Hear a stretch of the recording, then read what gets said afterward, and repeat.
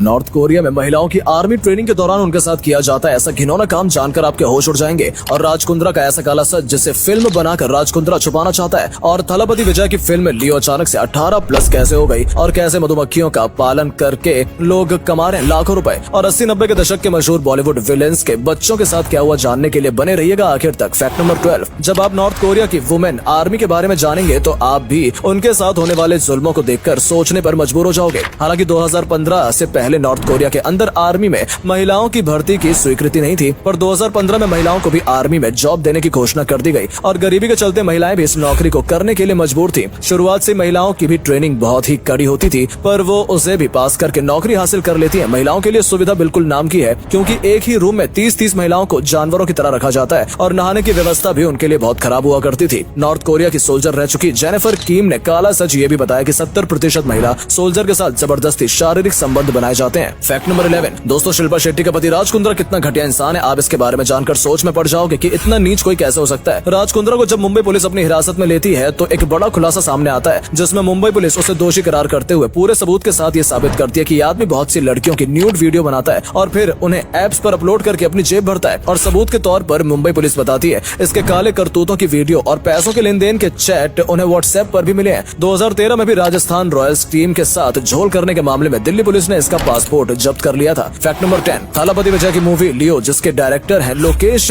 कनकराज पहले से कितनी ज्यादा चर्चा में है ये आप भी जानते होंगे, क्योंकि ये मूवी हर तरीके से परफेक्ट लग रही है। चाहे वीएफएक्स हो या कोई और चीज, इस मूवी में कोई भी कमी नहीं लग रही है। और मूवी का हिट होना तो पक्का है, लेकिन मूवी को लेकर फिल्म मेकर्स अलग ही बर्ताव कर रहे हैं। मूवी मेकर्स नहीं चाहते इस मूवी को ऐसे लोग देखें जो दिल से थोड़े कमजोर हैं, यानी कि कुछ डरावने सीन की वजह से ऐसा हो रहा है। इस वजह से मूवी को 15 साल से ऊपर के लोगों के लिए देखना अनिवार्य किया गया था। पता नहीं बाद में क्या झोल हुआ कि मूवी को 18+ कर दिया गया। फैक्ट नंबर 9, दोस्तों कुछ लोगों का कहना है कि गदर मूवी के प्रोड्यूसर्स गदर के इतना हिट होने की वजह से अपना लालच बढ़ाने लगे हैं। मतलब भाई पहले ही गदर 1 ने कितनी अच्छी कमाई की है ये बात आप भी जानते हो, और गदर 2 की बात तो छोड़ ही दो क्योंकि इसने तो सभी रिकॉर्ड्स तोड़ डाले हैं। पर कुछ लोग गदर 2 के प्रोड्यूसर्स को लालची क्यों बता रहे हैं? इसका कारण यही सामने आता है कि गदर वालों ने गदर 1 को भी थोड़ा बहुत वीएफएक्स करके दोबारा रिलीज किया है, तो ये पैसों का लालच नहीं तो और क्या है। साथ ही साथ गदर 2 के इतना हिट होने के बाद भी अब गदर 3 के ऊपर भी बातचीत होने लगी है कि मूवी का तीसरा पार्ट भी बनाया जाएगा। Fact number 8, railway minister Lalu Prasad Yadav ने 2006 में एक ट्रेन शुरू की थी जिसका नाम था गरीब रथ, जिसे केवल गरीबों के लिए स्पेशली शुरू किया गया था ताकि गरीब लोग भी अपनी यात्रा के लिए रेल का यूज कर पाए, क्योंकि हर कोई फैसिलिटीज वाली ट्रेनों की टिकट अफोर्ड नहीं कर पाते हैं, इसलिए इसे खास गरीबों के लिए बनाया गया था। पर आज के समय में हर कोई गरीब बनकर इस ट्रेनों में सफर करने लगा है और इसके चलते इनके अंदर बेचारे गरीबों के लिए कोई जगह भी नहीं बची है। फैक्ट नंबर 7, दोस्तों आपने अक्सर कई ट्रेनों में देखा होगा कि उनके आगे वाले शीशे और दूसरे शीशे पर भी जालियां लगी होती हैं, पर आखिर ये जालियां लगाई क्यों जाती हैं? क्योंकि इन जालियों की वजह से ट्रेन चालक को भी परेशानी होती होगी। फिर भी ये जालियां लगाने का कारण आखिर है क्या? तो हम आपको बता दें, इन जालियों से भले ही लोको पायलट को थोड़ी बहुत परेशानी उठानी पड़े, पर इससे रेलवे का काफी सारा नुकसान होने से बच जाता है, क्योंकि जालियों की वजह से अगर ट्रेन के शीशे के ऊपर कोई पत्थर मारे तो उसका शीशा नहीं टूटता और ट्रेन चालक सही तरीके से ट्रेन चला पाता है। साथ ही इससे उड़ने वाले पक्षियों के ट्रेन से टकराने पर भी लोको पायलट बिना किसी परेशानी के ट्रेन चलाने में सक्षम रहता है। फैक्ट नंबर 6, चीन आफत का दूसरा नाम है और यहाँ पर ऐसे ऐसे कांड होते हैं जैसे कि दुनिया के किसी और कोने में नहीं होते। चीन के बीजिंग शहर, जो कि चीन की राजधानी भी है, वहाँ से ये वीडियो सामने आया जिसमें खड़ी गाड़ियों के ऊपर अजीबोगरीब कीड़े दिखाई दिए और इन कीड़ों की संख्या इतनी ज्यादा कि आप देख सकते हैं। और हम आपको बता दें कि ये कीड़े बारिश की तरह आसमान से गिरे हैं। मतलब भाई कीड़ों की बारिश, जिसको देखकर हर किसी का हैरान होना लाजमी है। फैक्ट नंबर 5, अक्सर आपने देखा होगा कि अन्य देशों की बुलेट ट्रेन के मुकाबले जापान में चलने वाली ट्रेन बहुत डिफरेंट होती है, क्योंकि दूसरे देशों की ट्रेन का आगे का हिस्सा बोले तो उनकी नाक 3 से 4 मीटर की होती है, जबकि जापान की बुलेट ट्रेन का आगे का हिस्सा बहुत लंबा होता है। तो इसके पीछे का कारण है जापान में जगह जगह बने टनल। इन टनल के अंदर हवा की डेंसिटी भी काफी ज्यादा होती है, जिसकी वजह से जब तेज स्पीड में चलने वाली ट्रेन इन टनल से होकर गुजरती है तो हवा के प्रेशर की वजह से बहुत तेज आवाज उत्पन्न होती है, और इस आवाज को कम करने के लिए जापान में बुलेट ट्रेन का आगे वाला हिस्सा इतना लंबा बनाया जाता है। फैक्ट नंबर 4, एप्पल ने अपने आईफोन इतने बढ़िया बना दिए थे कि वो खराब ही नहीं हो रहे थे, और इसलिए लोग नए लॉन्च हो रहे आईफोन को खरीद नहीं रहे थे, क्योंकि उनका पुराना आईफोन ही बढ़िया चल रहा था और एप्पल की सेल गिर गई थी। इसलिए एप्पल ने जुगाड़ लगाया और 2013 में एक एक्सचेंज स्कीम लॉन्च की, जिसमें वो लोगों के फोन्स को एक्सचेंज करके उन्हें नया फोन देते, और यहाँ तक कि उन्होंने डेड फोन्स को भी एक्सचेंज किया। असल में इन फोन्स को एप्पल ने पूरा फायदा लिया। जो एक्सचेंज वाले फोन सही कंडीशन में थे उन्हें अफ्रीका और इंडिया जैसे मार्केट में बेचा गया, और बाकी जो डेड फोन थे